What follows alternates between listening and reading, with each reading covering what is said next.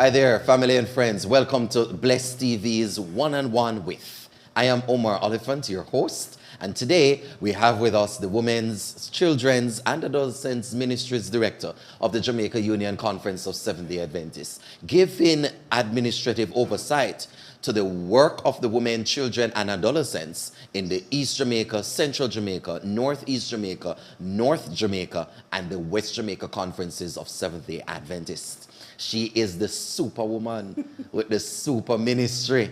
Welcome, Dr. Lorraine Vernal. Thank you so much, Dr. Oliphant. How are you doing today? I'm good, giving God thanks. You're wearing two very powerful pins. Yeah.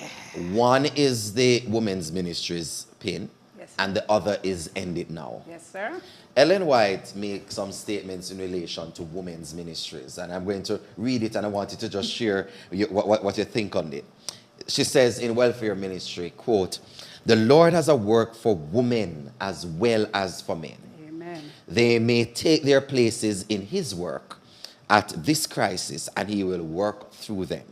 They can do in families a work that men cannot do, a work that reaches the inner life. They can come close to the hearts of those whom men cannot reach. Their labor is needed." I'm going to read a second one. Ellen White says, quote, in evangelism, "When a great and decisive work is to be done, God chooses men and women to do this work, and it will see the loss if the talents of both are not combined." Amen. End of quote. Yes, sir. I endorse those statements. And that just speaks to the reality that God never intended for us to be having these challenges with, and I can be frank. There have been individuals who say, "Oh, a woman think that." Ellen White is telling us that men and women are to work together. And I speak to my sisters very sternly when it comes on to, excluding men from certain events. When I go to an event, even if it is being sponsored by a woman, I don't expect that they're not going to think of that men and even boys can be there. So I'm following what Ellen White says. She's inspired by God, and that is what God wants. He wants everybody to be using their talents, to be using their gifts to carry forth his mandate, which is to tell the world that he loves them, show the world that he loves them and by our actions, and help them in preparing to go home to live with Jesus when he comes. You sound, every time I speak with you, I get the sense of a woman that is properly grounded, solidly grounded and rooted. You know yourself. You're not seeking and fishing around for praise or criticism. You're grounded in yourself. Where did this come from? And can I say it took very long? Yes, and as you can see, I'm no chicken. But I grew up in Jonestown, which many years later I learned is an inner city. But my parents... So growing up, you didn't know that? No, excuse me, there are certain things that may be characteristic of it now. But when I was growing up, it was about people looking out for one another. Even with politics, which so many people... I remember, my father was a certain color, which I think he would approve.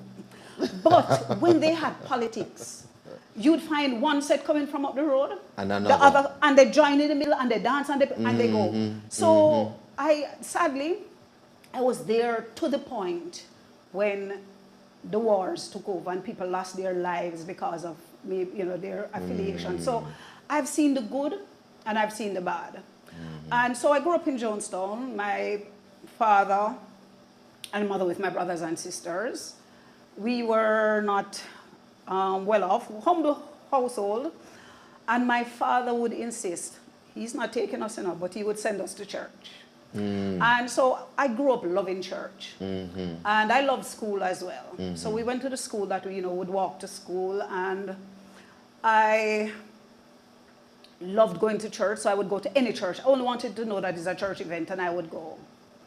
But my relationship with the Seventh-day Adventist Church came when I was a What teenager. was it that drew you to go so much to church events? You're young. Why are you Yeah, not as a running up and child down and having fun? What are you talking about Well, church? I used to like that because there was a gentleman who used to, one church that I used to go to Beeston Street. This gentleman named Brother Roy, he would walk around the community, collect the children, and we are just following behind him to church. At church, we were involved in activities, and I guess that's where I learned certain things. And I will confess, my brothers used to dress up every day in the suits, but yes. they're not at church. But I stayed at church. Yes, man, them gone with, they took they're alive and they can admit if they don't want to. They would take our offering that our father would give us. My parents did not take us to church. But my brothers, they would take the offering and gone to the Crown and Anchor Men. And that's where they spend church. But we, as the littler ones, my brother and my sisters, we would stay at church. So we participated. That sounds like a large family, man. Yes, man, 6 of us children. And 6 children? 6, yes. Wow. 6 of us, 3 boys, 3 girls. And I was the eldest of the 3 girls. And the middle child, so I had my 2 big brothers, then me. And they were like 7 and 9 years older than me. Then I was the next one. And I had a sister who was born before me who died. So my father loved her so much, and then so he made sure that I had Teresa in my middle name because he's Catholic. And he said from my mother got pregnant, he knew it was a girl because I was replacing the one that died. And then I had another brother plus 2 younger sisters. So that's the 6 of us. So you grew up in a family that had gender balance? Yes, yes, and parents, because, there are many, even now, children who didn't have mother and father. And my mother was from the school where the mother stayed home. So she stayed home with us and my father went out. He didn't have steady work. So there were times when, as we say in Jamaica, nothing broke. No, with no food. And I remember once him telling me how he thought about hurting himself because I'm a foodie. And I was there all day waiting on the food. And when he came home in the evening, I said, Diddy, because we didn't call him Daddy, we said Diddy because my big brother couldn't say Daddy. And I said, Diddy, you bring food? And he said, no. And he said, I put down now crying. Oh, no. Hungry children, not an easy thing. Yes, that is true. And I cried and cried. And he said he left and said, boy, I was going to jump off somewhere because he couldn't take the fact that the children were hungry and crying.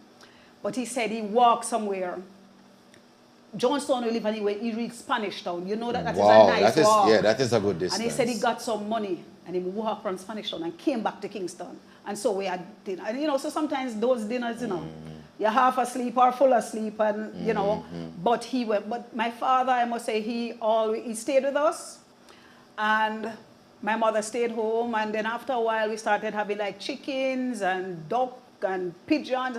Let me say, that I can tell you, the pot never emptied because I learned how to deal with the chickens. I'm never afraid of killing them because killing them meant food and cooking. So there are certain things I started because my brothers, they were like boys, finding places to go, but I would stay and try to do certain things. So when I finally passed from Merle Grove High School. Yes, ma'am. That's my school. That's the school I went to. I really wanted to go to Wolmer's, but I would never give up a day because I loved it at Merle Grove at Constant Spring.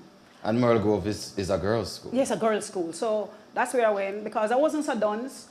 And I'm saying all of this because sometimes there are persons who look on and they don't know people's story. Yes. I was bright enough that when I went, my mother took me to primary school. They didn't put me in grade 1. I was too bright for grade 1. Yes. So I went to grade 2. Yeah. And then I went to grade 3 and 4, and then I went to 6. You moved from 4 to 6? Yes, boss. But you know what happened in my first year of grade 6? Not a book. So when everybody else doing their common entrance preparation, me ringing bell because I didn't have any books. So my teacher, Mrs. Lewis, called my mother in and said, look after your girl. And the next year I passed from her. And so I understand challenges. I understand what it means not even to have mattress. Yes, but and that's why I tell people, if I lose everything now, I will survive. Yeah. Because I know what it is to have hard times, and that's why I can appreciate what I have. and telling people that this may look like what your life is now, but life can change any minute. So your identity, your this strong self that we see, when you walk onto that stage and you open your mouth and you start speaking, you command, you have a presence, you're rooted. And so you had a family that was gender balanced, so you got to see firsthand perhaps how a woman is to be treated. Yes? What are some of the things that are do's and don'ts? And those carried over with you from Merle Grove upward. Yes. And I will say I learned how a woman should be treated, because sometimes it wasn't what should have happened. And yes, but you know, sometimes I had a little wandering eye. But he was always there. And right up to the end, he was there, you know, even when my mother passed in 2014. And my growing up changed, I think, yes, when I became a member of the Seventh-day Adventist Church. By the time I was a teenager. And, you know, it's amazing how I became a Seventh-day Adventist. I was part of the Merle Grove's hockey team. We met on Saturdays. You used to play hockey? Liquor in the boss, not because you see me here. Come on now. Let me tell you something. Come on, girl. Football, netball, table tennis, hockey. I was on the hockey team. In fact, a group of us, and that's, she's now deceased, Karen Morgan. She used to be Karen Alston. We all went to Merle Grove together. She was one of the best goalkeepers in hockey. Karen was exposed to Seventh-day Adventism. So one Sabbath, which we now call it, because it was a Saturday practice, we went for practice. She told us she wasn't coming back again. And Karen gave us a revelation sermon. Tell about the beast. Man, and how we're going to burn it. Yes, if man. Look here now, I went home. Good old Adventist. Good old Adventist sermon. There. So when I went home, my neighbor is a Seventh-day Adventist. Bartley, sister, she became Sister Bartley afterwards. I said, Sister Bartley, I come in church with your Sabbath, because I don't want to be burnt. And Doc, from that day until now, yes. I'm going to, so I went to the Regent Street. Now, I didn't know that there was a church in Jonestown. So I grew up in Jonestown, as I told you. So we just walked through the gully, go on the gully edge and walk down to Regent Street, Seventh-day Adventist Church. So that became my base and still is my base, where I've had every type of experience possible. But the leaders were forward thinking, and let me explain why. When I became a member, the very Sabbath, they asked if there's anybody who wants to help with the children's band, and I volunteered. So from the very day I was baptized, I was a member of the team that led the children. Pleiades band, I can never forget it. That's the band I helped with in Adventist Youth. And I went through, from that was just the first of many positions I had. They saw in me the ability to, I even did a youth crusade. 4 persons were baptized, sir. Wow. Yes, man. While I was going to school, so sometimes I was in my uniform when I was preaching. And so I was AY leader at a point, Sabbath school leader, personal ministries leader. The only thing I wasn't was deaconess. That's the only department I didn't go into. So I basically served in every department. Oh, and there was not women's ministries initially, and when it came, I was not really involved in women's ministries. But the children's department, I became the leader for the children's department, and when children's ministries came about, then we had children's ministries. So from the very first day, I was involved in ministry. And one of the things I loved about my leaders, at one point, every main department was headed by a female. At Regent Street? Which was not the norm. But we didn't know it wasn't the norm, because you had other young ladies like myself who were willing to be used, who were involved in ministry. And so you had, you know, superintendent, AY, personal ministries, females. But you know, we give God the glory that we were able to participate. Your mom in all of this, what do you remember about your mom's influence in your life personally, in terms of your personal value system, your worldview, your your upbringing, your shaping of yourself? Okay, so my mom, as I said to you, she stayed home. But she's somebody who, her thinking is that the man is number one. So, you know, there are certain things I went on the other side of seeing things. And I'm just being real. My mother would, yeah, she was there. She would do everything and teach us as girls what to do. And for example, when, you know, as I told you, my teacher called her in, she made sure that I got my things. I went to school, we passed our exams. And I thank her and my father for providing for us, because it's when I went to school and you learn certain things. You learn that you could do certain things. I learned certain skills. So at one point I was at home, I'm cooking everything possible. And my brothers were very willing to be... the eaters. The eaters. Yes. Especially praise the Lord. My big brother.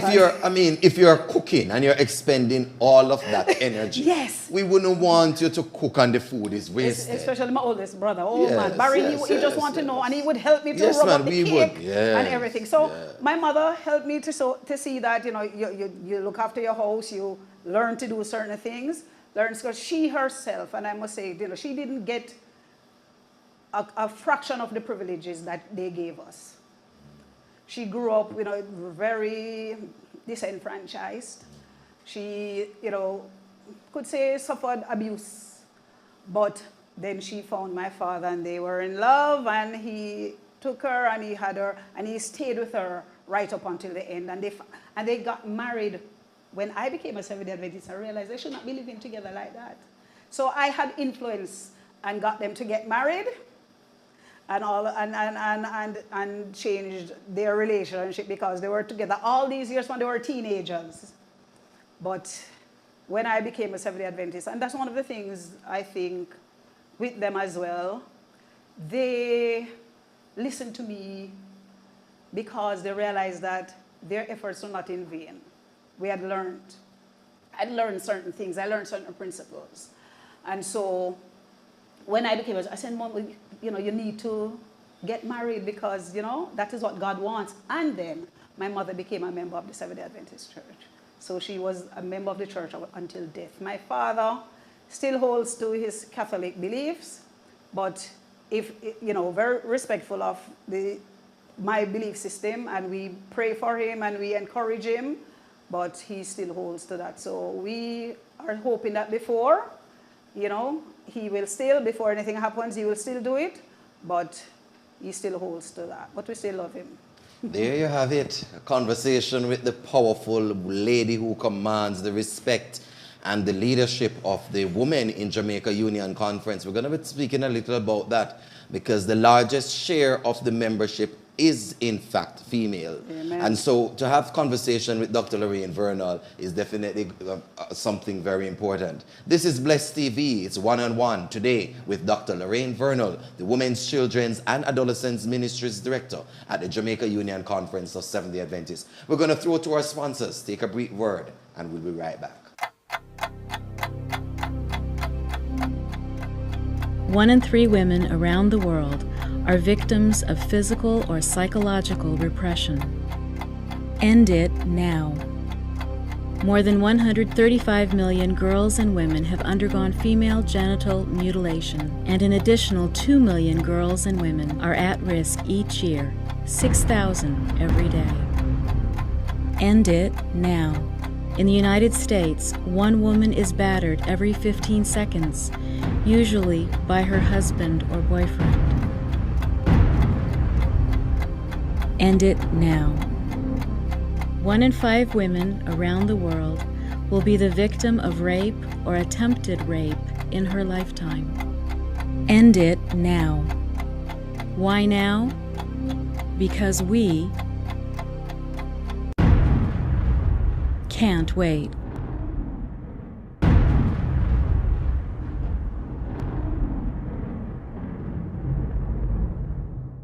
This is Blessed TV. Catch the vision, share the mission, share in the mission. I am Omar Oliphant, your host for this program, One-on-One With, and today we're talking with Dr. Lorraine Vernal. Dr. Vernal, listen to me. I have listened to you so many times. I've been inspired by your story. There is something that people do not know. I don't think a lot of individuals know that you are indeed a heart patient. Yes, I'm a cardiac patient. Every time you see Dr. Lorraine Vernal, you should know she has come this close to death's door. Talk to us about your issue with heart health. Okay, sir. So, my now husband, we were courting, and I'm trying to remember sometime if it is after we got, but one day I was going to work, because I got work all the way I lived in Jonestown, so we're looking at getting married. So I was on my way to my teaching job in Cavaliers, because it was so hard to get teaching jobs after I finished MICO. Yeah, I graduated in 1984. Or 84. Yeah, 84.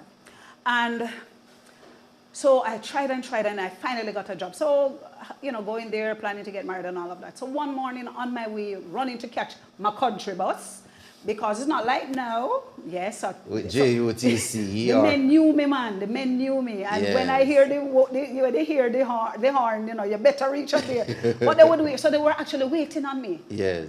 And Pastor, I only remember running. I felt like, I was losing my breath. And I hear somebody saying, no, man, she faint. Ooh. See her eyes opening there. And when I'm looking up at some people, I flat on my back. I said, what on earth is this? So, sometimes you don't know. So I went to Dr. William Foster. So they found out that I had a heart murmur, and one of my valves was damaged. And it came to the fore even more. So yes, but my husband didn't let that stop him. And we got married. The lady with the damaged heart. Oh my gosh, yes. So that didn't stop him. So, and then when I got pregnant, I was having serious challenges like going upstairs and all of that. So when they went, finally the doctor, in consultation with Dr. Foster, in consultation with him, they started to monitor me. I had to go very regularly, doctor. Oh, she was so sweet. Oh, Lord, I'm trying to remember her name. Oh, old age, yes, 30 odd years ago. And in fact, they were hoping that I could have had the baby without an operation. But when I got nearer to, I was about 6 months pregnant, they said, no, it's not. It's not going to work. So, in fact, this was with my second child. The first one, they monitored me, and that was a traumatic experience, sir, because of what happened with the medical team. The person who was delivering me it was like an intern, so he didn't realize that he should have done certain things with me. And when the doctor came in, he said, she's a cardiac patient. And so, I really thought seriously about getting pregnant again. But I was saying, I just wanted to have two. So when I got pregnant with the second one now, they were monitoring me from the beginning. Yes. And it was really rough, not breathing so easily. And so they decided when I was 6 months pregnant that they had to operate on me. It could mean that I would maybe lose the baby, or I could die. That's as serious as it was. And when I was going to do the operation, I told my husband, I want his name in my bank book. I was trying to, because I was saying, maybe I don't make it. That's how serious it was. And when I went into the operation, let me tell you, and when as far as I realized that I spent hours. I remember in the midst of the operation, it's like, I heard them calling my name, and they said something else, and the echo just went off again. And when I came out, Pastor, not a word in English would come out of my mouth. Wow. I lost my voice for months. So when my husband came in, and I'm anxious to talk to him, I'm doing sign language, and he said, as far as I was showing, he's like, I telling him that they cut off my breast or cut off. But he was, and I find that the doctors weren't very forthcoming with information, because like when I was on the ward, they had me right before where the nurses' station was. And I heard the nurses talking. I'm wondering, they didn't realize that I was alive and could hear them. And they were saying, no, you know, they're giving me morphine and they should not be giving me because I'm pregnant. Because I was sleeping. If I didn't get some painkiller, the pain was excruciating when I came out. And the nurses were, I'm realizing that maybe I should not have been getting this medication. So you know what I decided? I decided that I'm not sleeping that night and I'm not taking the medication. And man, I fixed my bed. I wind up my bed and I wind it down. I fixed my little table and I was up whole night. And from that day, they didn't give me any medication again. I didn't need it to sleep because if I didn't get it, I couldn't sleep. And friends came to see me, they don't come back. That's as serious as I couldn't see how I looked because I was strung up all over. And my sister came and she stood way over, like I'm here, she stood way over there and looked at me. She couldn't deal with coming nearer to me to talk to me, and she just came and left. That's my sister, and my Bunanono sister. I guess how bad I look. But my husband, let me tell you. Pause, before you get to your husband. In your consultation before the surgery, did they advise you, or was it foreseen that your loss of voice would have been? No, long after asking, I found out I had a stroke. So while I was under, while you were under. So that is why they were, because I heard somebody saying, Lorraine, open your eyes, open your eyes. So it seemed as if that's when I had the stroke. And would you believe me that the doctor did not tell me until like 1 year after?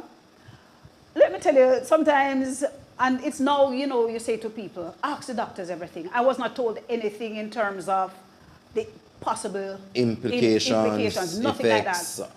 So when I came, as I said to you, as a teacher, I could not do anything until I got back my voice. So for, you know, because I was sick, I was out for a while and then I had the baby. And I must thank God, my school wasn't, you know, they gave me the time that I needed. And the delivery wasn't bad, you know, for my second daughter. Right. Yeah, the first one was really terrible, but the second one wasn't as bad. They were all there, the doctors were there with me, but sadly my husband had to run to get my other daughter, so by the time they came, I had already had my daughter. But for months, I could not talk. All of this side. You see me moving this hand here now? This left side was dead. You see this hand here now? Yes. It's God, I tell you now. God do this. I couldn't do anything with this hand. This hand couldn't move like this. And for years, my left side, you could feel the impact of the stroke. And, well, thank God my daughter wasn't hurt. She, normal baby. And for months, when I just got back my voice, a few months after, I was talking with a slur, talking very slowly, but... No, man, pause there, Dr. Vernal. Pause there. Yeah, that's right. Because these are major life changes. Yes. You're speaking about a stroke. Yes. Having to deal with a baby. Yes. Having also to deal with your left side. Yeah, loss of use. How did that affect you mentally, emotionally? Well, I think because I had support, I had people praying for me. I had people too who helped, you know. My tower of strength is Michael Anthony Vernal. So he was there. I mean, they were from both my children. He only needed to have my, and they didn't really get breast much because I don't know why I didn't have much milk. So they got bottle. He's the one, he fed them, he did everything. Most times by the time I get up, it's just to go back to sleep. That's the type of husband I have. And so he was there. So I think that helped because I would be at home. So, you know, when I'm at home, and we had helpers. We had helpers at the time. So we had persons who would help me. And he would go for the bigger one and, you know, see to her at school and so forth. So I had help. And I know he was my main source of support. And other people in my family, yes. you know. Yes, the support system. The support system was there. So that is what helped me through it. And then I started teaching again, and then my voice, you know, started coming back. So that's why I tell people, leave me alone now. Sometimes when you hear me talking, just allow me, because there were times when I didn't think I would talk again. Yeah. And I thank God for the privilege. So even where I am now, Pastor, nowhere in my timeline plan did I envision being at Jamaica Union. I never, for nothing, anywhere I have served, I became vice principal. Of the same school? Yes, ma'am. And then I left and went to NCU.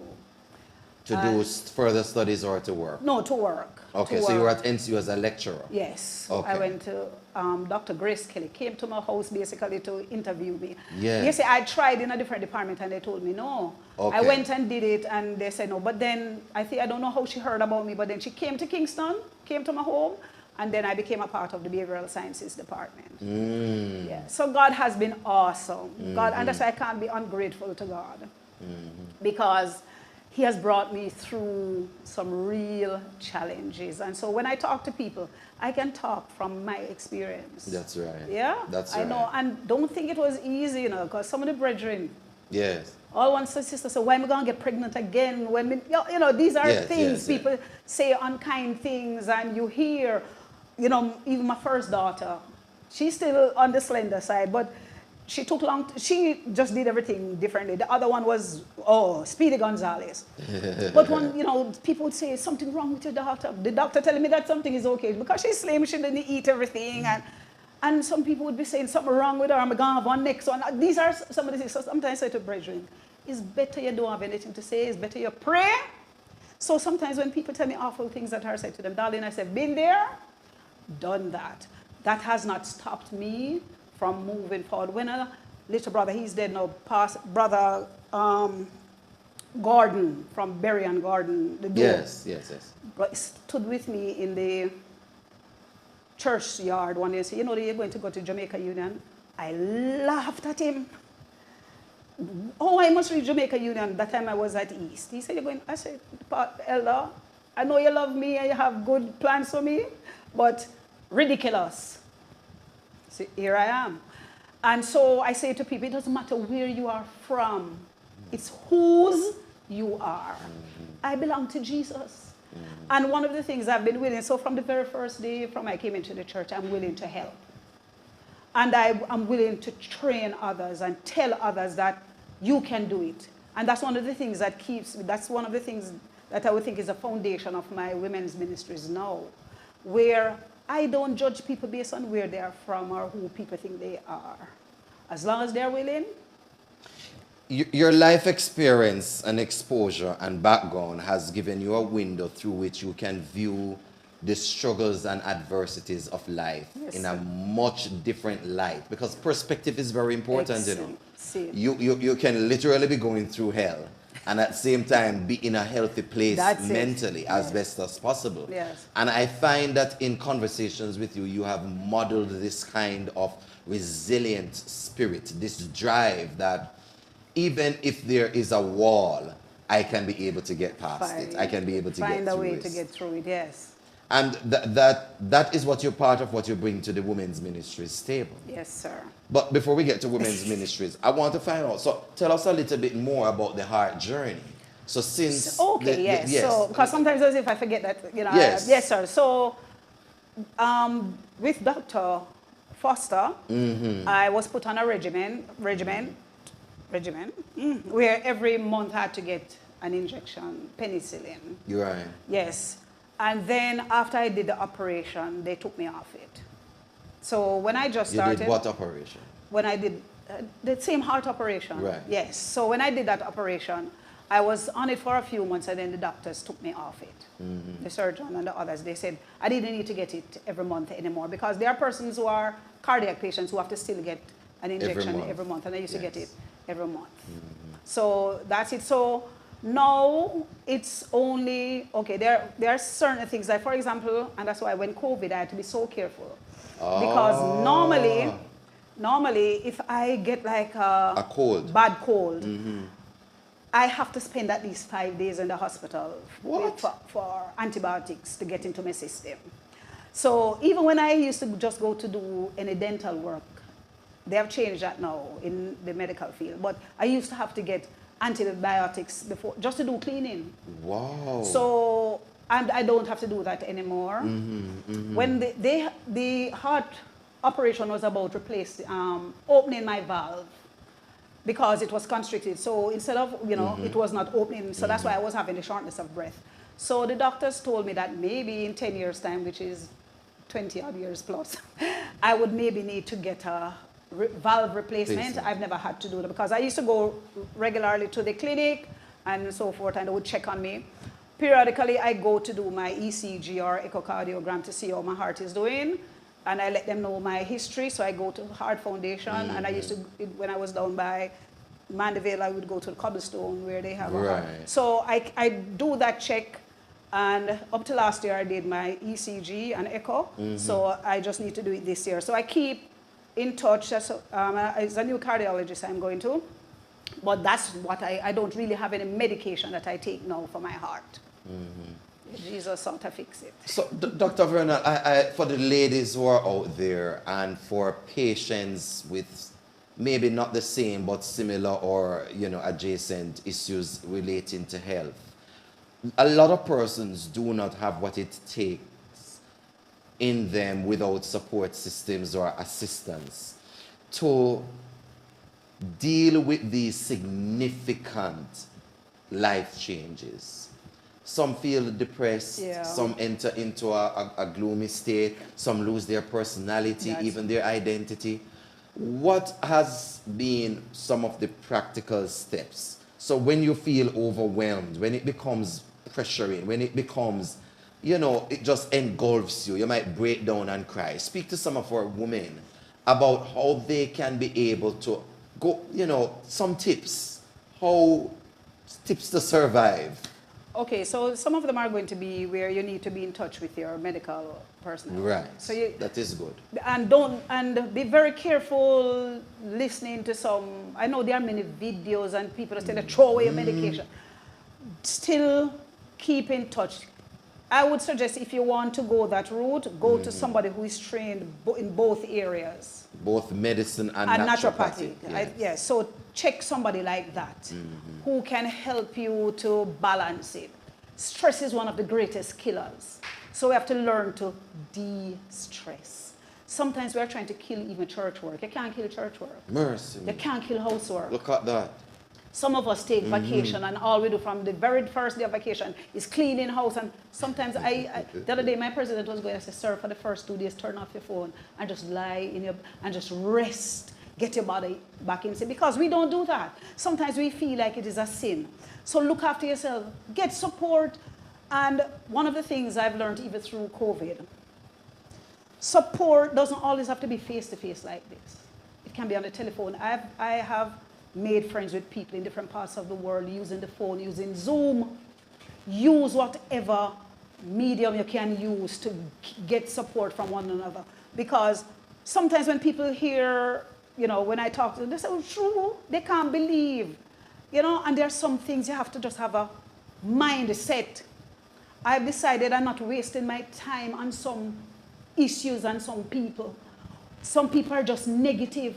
Pray for them, but keep out of their way. Some people only tell you negative things and tear you down and distress you. So you have to know how to balance your life. And I think at this age, I've finally, because though I don't trick myself into thinking that everybody says, oh, Sister Vernal, no. Some people don't like Sister Vernal, but I'm God's girl, so you better love me and pray for me. You understand me? And stop worrying about getting people's approval. You have a few people support you, rock on them. Stop trying to get complete support. It does not. Look at what they did to Jesus, who healed and looked. So stop stressing yourself over certain things. Accept some realities. I'm menopausal. I am an advocate for those who are menopausal. So I give talks on it. I tell women, be comfortable with yourself, learn how it impacts us, do things, get rid of certain things out of your closet because some of them too hot. Get some nice, cool clothing. These are certain things. So some simple things. Watch what you eat. Our relationships are key. I'm blessed to have a supportive and loving husband. Some people don't have that. But you may have a loving and supporting church brethren. That's why I tell the brethren, spend more time loving and caring for one another instead of us quarreling over certain things and doing certain things. Because we, as human beings, as social beings, we need each other. So you're saying check up with your doctor. Yes. Ensure you're in, check your mental health. Yes. When you're going to rest, don't feel guilty about not working. Yes. Take a rest. Have your support system in place. Because those are necessary for persons as they go through these difficult periods. Yes, sir. We're speaking with Dr. Lorraine Vernal, Women's, Children's and Adolescents Ministries Director for the Jamaica Union Conference, a trained teacher, one who is skilled in the art of reaching through to children. No wonder she's the Children's Ministries Director for this time. We'll be right back after we take a few messages from our sponsors. This is Bless TV, one-on-one with Dr. Vernal.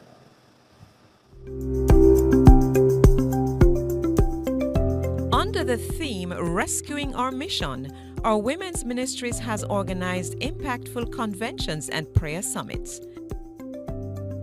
We held our women's convention at Maypen Seventh-day Adventist Church, where we inspired and equipped women to embrace their mission with renewed vigor. This year, the convention at Brayton SDA Church continued this momentum, fostering a community of empowered and mission-driven women. Our 2023 Prayer Summit was a powerful time of spiritual renewal and intercession. In 2024, we gathered again, united in prayer to seek God's guidance for our lives and ministries. In 2023, Heather Dawn led our Women Leaders Empowerment Seminar, providing valuable insights and strategies for effective leadership. This year, our leadership seminar continued to build on that foundation, equipping women to lead with confidence and purpose. Our efforts to rescuing lives have been marked by transformative evangelistic initiatives and community outreach. The 2023 Proclaim Evangelistic Series was a tremendous success, culminating in numerous baptisms and transformed lives. This year's series continued to spread the gospel message, reaching even more souls for Christ. Through Operation Huldah, our local churches have been active in their communities. Our End It Now marches have been powerful demonstrations against violence and injustice. From Manchester to Spanish Town and recently in Clarendon, we marched to raise awareness and advocate for change. We also provided essential services such as food packages and health checks, directly impacting the well-being of our communities. In rescuing our value, we emphasized the importance of freedom and dignity for all women. Freedom Week 2023 focused on educating and empowering women to recognize their inherent worth and fight for their rights. This year's Freedom Week will expand on these efforts, reaching more women with messages of hope and empowerment. We celebrate the lives changed and the hope restored through our collective efforts. Together, we continue to rescue lives, uphold our mission, and affirm our value. Welcome back. This is Bless TV. Catch the vision. Join the mission. This is one-on-one with Dr. Lorraine Vernal. I'm your host, Omar Z.D. Oliphant, walking you through the life experience of one of the most formidable women in women's ministries, the leader of the women here in Jamaica Union Conference, its 5 fields and conferences. Dr. Vernal, women's ministries is without a doubt one of the most powerful ministries in the Adventist Church. Very active, a lot of women. About how many women we have in Jamaica Union? Sir, in terms of that statistics, You're not sure about it, but I'm sure we have over 60 to 70%. That's the percentage that is used in the World Church. And so I would think, when you look at the churches, most times, it's mostly women we see. So while I think we are working on that, that's one of our, in terms of our strategic missions for this year, yes. Quinquennium, which finishes next year, but we're trying to have a better feel as to what our numbers are. The challenge is that sometimes it's very hard to get the data. And we're working on it, but it's very hard because when I send in a report to the Inter-American Division, I know it is not the real thing. And what I do sometimes when I go to events, you know, I try to get an idea as to the numbers because many times the fields they are not getting it from the churches. I said, but we know. Like recently when we had our women's convention, you see, I mean, Kencut was full and overflowing. I did not do 1 ounce of advertisement. It was full and overflowing. Yeah, the women don't need advertisement. They don't need advertisement. You know that. I had to stop. I had to tell them everybody couldn't come. The women's ministries, with due regard to the other ministries, seems to have been able to collaborate and to motivate and to galvanize its base. Yes, sir. Your story brings to the fore issues of challenges that you have personally overcome. The World Church, however, has identified 6 particular issues that are of critical concern to women globally. Yes. Illiteracy, poverty, threats to health, women's workload, abuse, and the lack of training, mentorship, and leadership opportunities. Yes. In your work as Jamaica Union's leader, you're here now for how long in this capacity? Since 2010. 2010. Since 2010. So 12 years you have been here. No, 14 years, my apologies. 14 years there as women's ministries. What do you see as, is the identified 6 for the global church identical to any that we have here in Jamaica Union? Or do we have separate issues here in Jamaica? Poverty, illiteracy, opportunities for women, threats to health, training.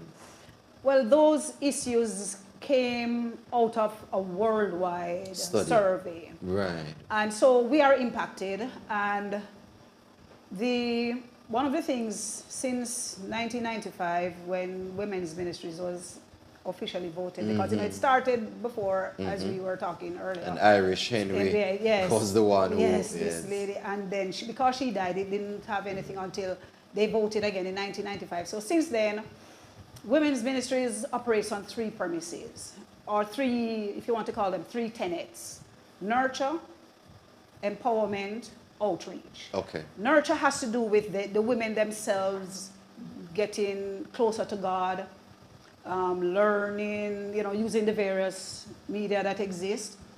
Empowerment has to do with training and equipping them for service, which is the 3rd one, which is outreach. So we are engaged in the Inter-American Division, as part of the Inter-American Division, in getting these things done. And so we have 4 levels of women's ministries certification. That's just one aspect of training. Let me tell you, if we were to try to print the material that we have, we would need a very big room, because there are materials for grieving, materials for young women, there are materials for busy women. So Heather Dawn Small has really, over the years, created because she gave me these resources, and every time we get new ones through the Inter-American Division Director, we will get them. And can I tell you that these things are shared? And I want to, as this is seen in Jamaica, I want, and hopefully with some of our leaders, many times my leaders will call me, Doc, Sister Vernal, I need this. I said, did you look in the resources that you have access to? Because what I've done, and one of the things, for want of a better term, if I want to say one legacy I would want to have, is that my mission is to make any little church in any little nook, the woman who is women's ministries leader should have access. So if I can't get to her, I find out the pastor and say, Pastor, I will send you the link and you give it to her if I find somebody in the church. So I have made these resources, I've put them in folders because, you know, I can't print these things. There are too many. And I've made them available. And one of my heartaches or disappointments is that we don't use these resources that we have. But let me tell you, there are people who are not Adventists. During COVID, when I had training, I had people from abroad who joined, people from the small islands who joined those training, and I give them access, and they are using it. There are persons who I remember one of my most gratifying experiences last year, this sister who did the training, she was certified in women's ministries. And I said, look, you know, sister, I don't want to hear you telling me that you can't do anything. I said, go and get a little laptop. She went abroad to get a laptop.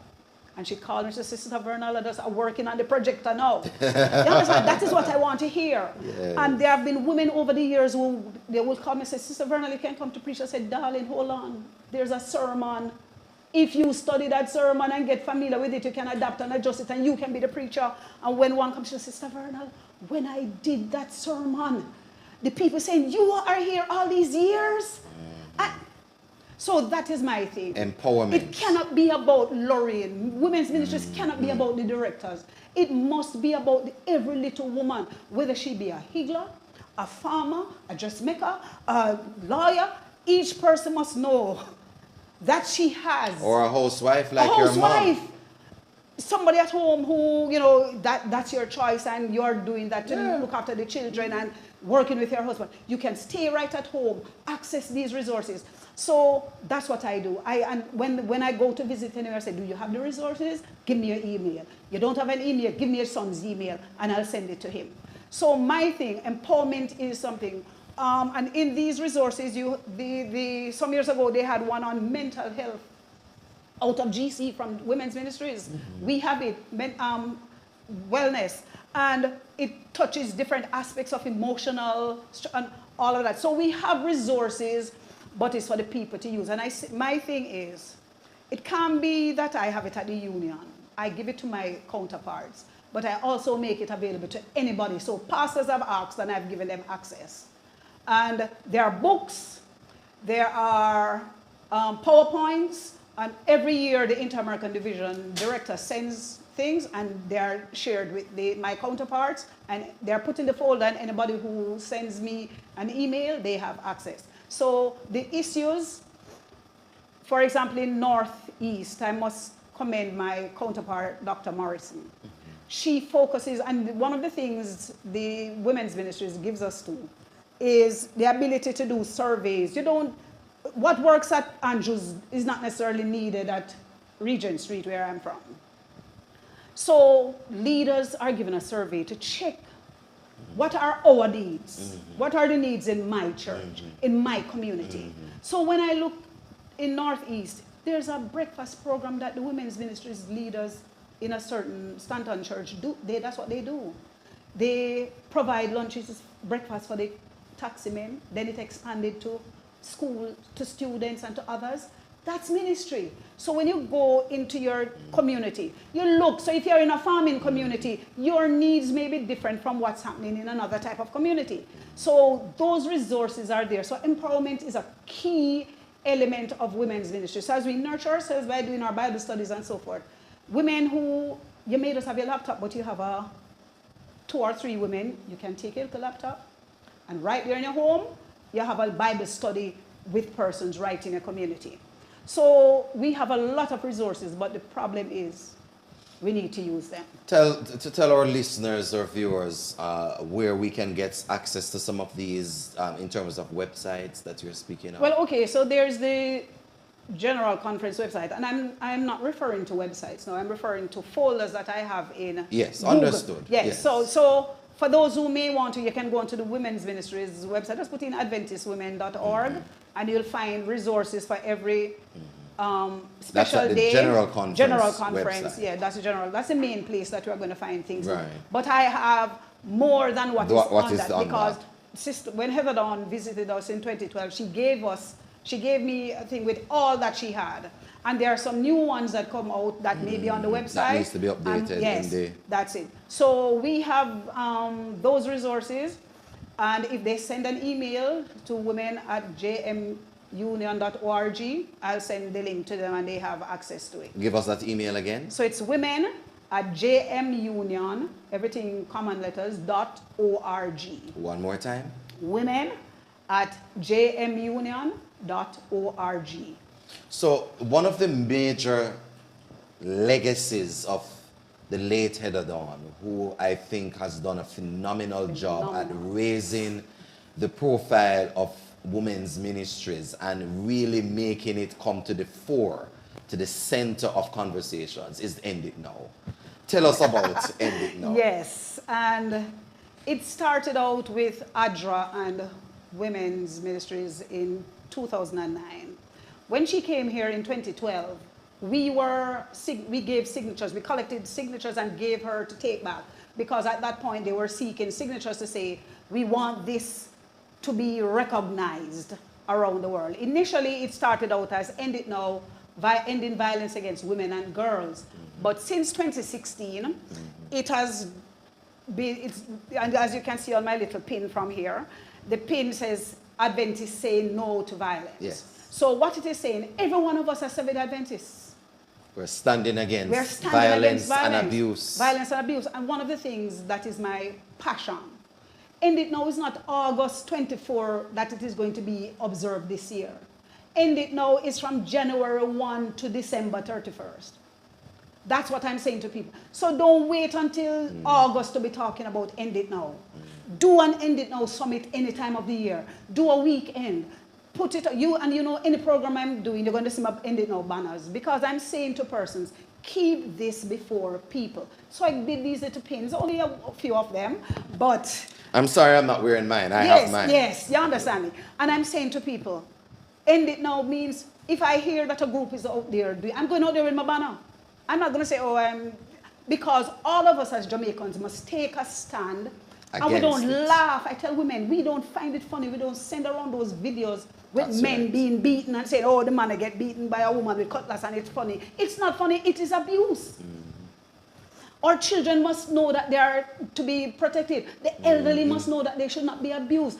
Young men must know that. So we are talking about abuse of every kind. We decry all forms of abuse. Correct.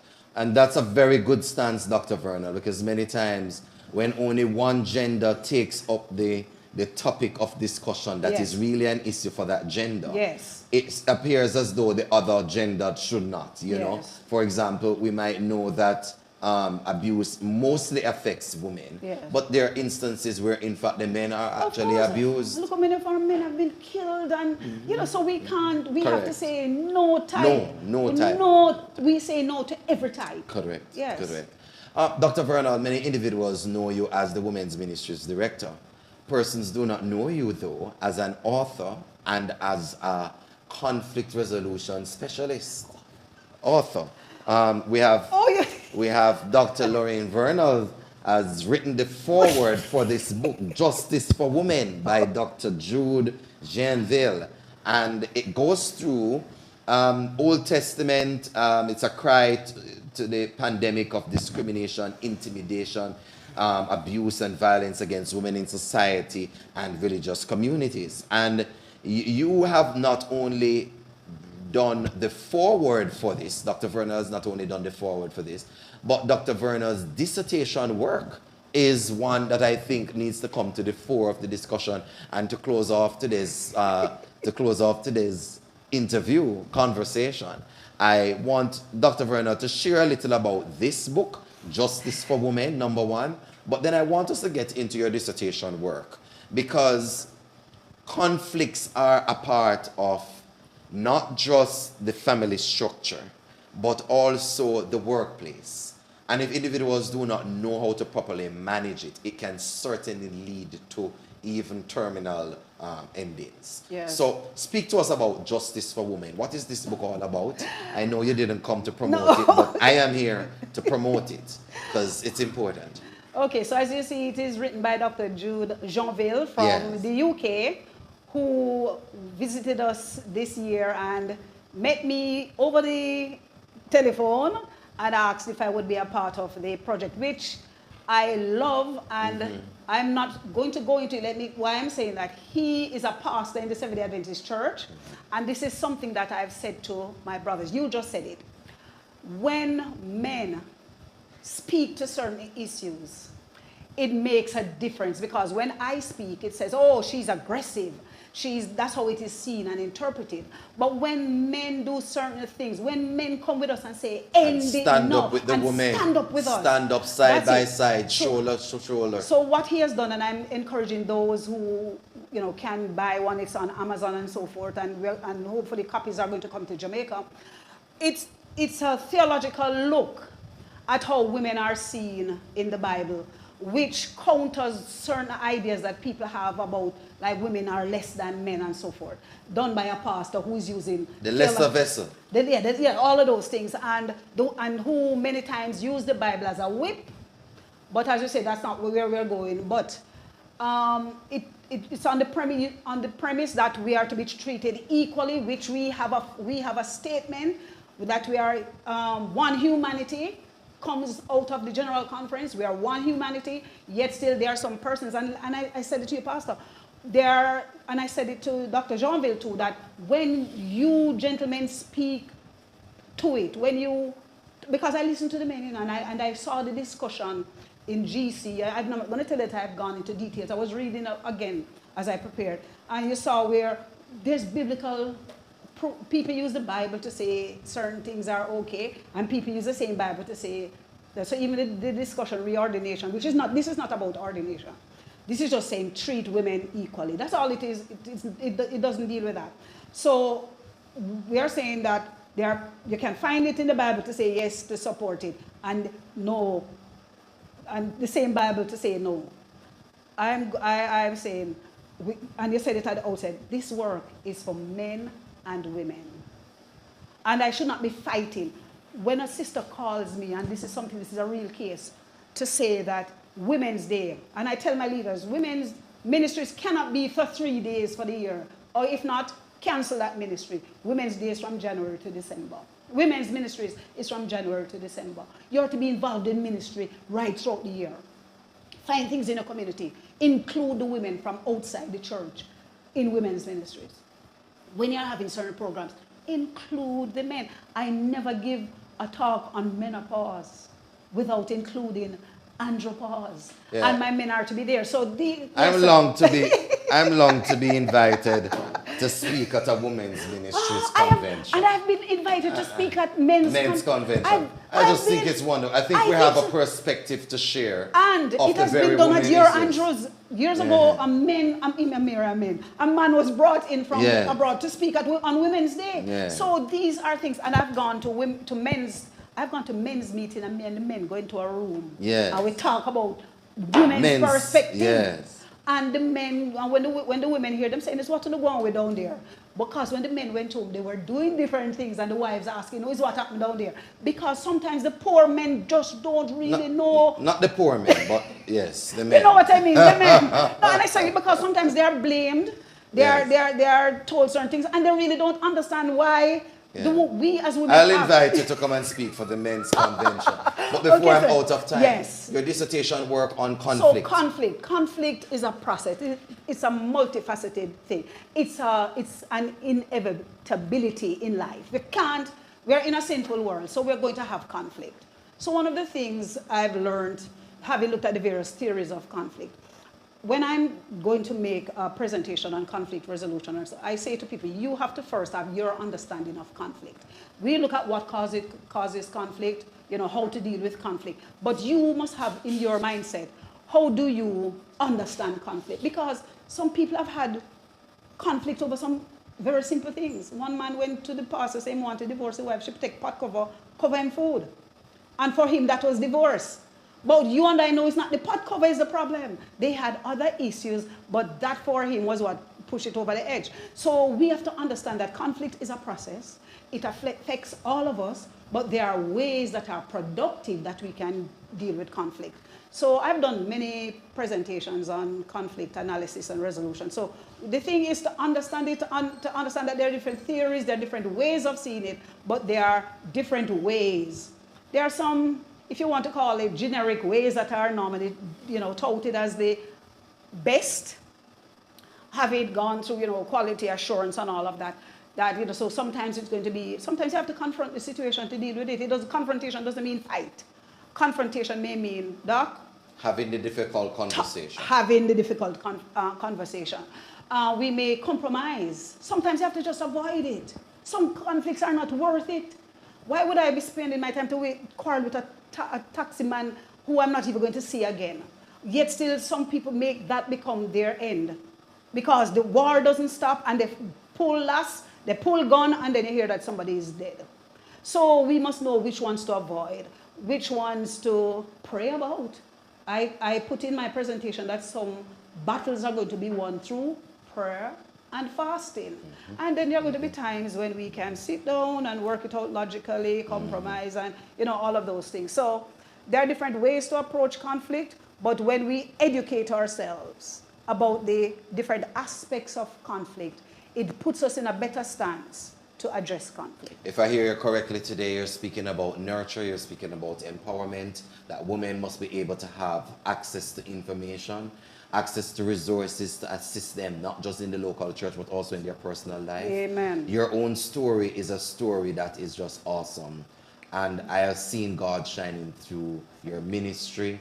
You're resilient, you're formidable, and you bring that to the fore. And it's good to see women's ministries like that. Yes. I would make some other comments, but not on air. But Dr. Vernal, say a final word to your constituents, your women out there. There are a lot of them who post-burial might be really trying to find their way, navigate through the difficulty. There are others who may not be facing the illiteracy issue, but trying to find the dollar, the extra time, to balance the time, to get an education, to upgrade, to upskill. Speak to your women. What is the message that you would like them to leave with today? Okay, so we are a faith-believing people. We believe in God. And so there's still power in prayer. Amen. And believe that God really wants us to prosper and be in health.